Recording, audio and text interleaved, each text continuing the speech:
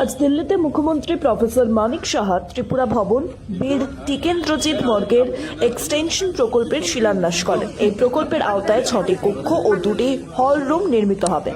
এতে আনুমানিক ব্যয় ধরা হয়েছে 2.95 কোটি টাকা।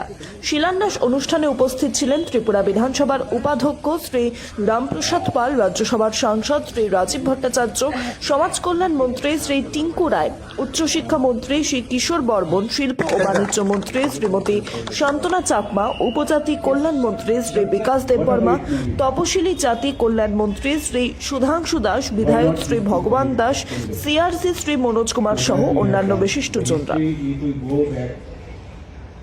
Of Tripura Bhavan's history. On 1st September 1981, the first Tripura Bhavan was established at Kochilomar.